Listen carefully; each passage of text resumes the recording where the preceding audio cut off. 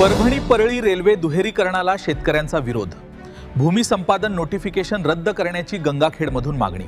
नमस्कार, आपण पाहत आहात vision news Maharashtra. Parbhani Parli railway दुहेरीकरण प्रकल्पामुळे बाधित होणाऱ्या शेतकऱ्यांनी आता प्रशासनाविरोधात आक्रमक भूमिका घेतली आहे.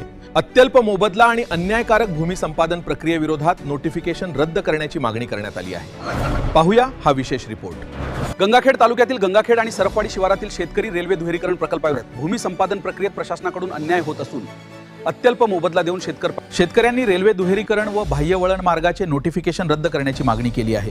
तसेच संपादित जमिनींना बाजारभावाच्या 5 पट मोबदला, प्रकल्पग्रस्त प्रमाणपत्र आणि बाधित कुटुंबातील सदस्यांना रेल्वेत नोकरी देण्याची मागणी करण्यात आली आहे. संयुक्त मोजणी प्रक्रियेत शेतकऱ्यांची फसवणूक झाल्याचा आरोप आंदोलकांनी केला आहे. रेल्वेकडून दिल्या जाणाऱ्या मोबदल्यातून बाधित शेतकऱ्यांचे पुनर्वसन होणार नाही अशी तीव्र भावना शेतकऱ्यांनी व्यक्त केली. मागण्या मान्य न झाल्यास तीव्र आंदोलन छेडण्याचा इशारा आंदोलकांनी प्रशासनाला दिला आहे. गंगाखेड येथे जिथे रेल्वे दुहेरीकरण प्रकल्पामुळे बाधित शेतकरी आंदोलन करत आहेत, योग्य मोबदला आणि पुनर्वसनाच्या मागणीसाठी प्रशासनाविरोधात संताप व्यक्त केला जा. संपादित जमिनींना बाजारभावाच्या 5 पट मोबदला, प्रकल्पग्रस्त प्रमाणपत्र आणि बाधित कुटुंबातील सदस्यांना रेल्वेत नोकरी देण्याची मागणी करण्यात आली आहे. वरील आमच्या मागण्या मान्य झाल्याचा पाहिजे जोराचे जनआंदोलन करणार असल्याचे सांगितले.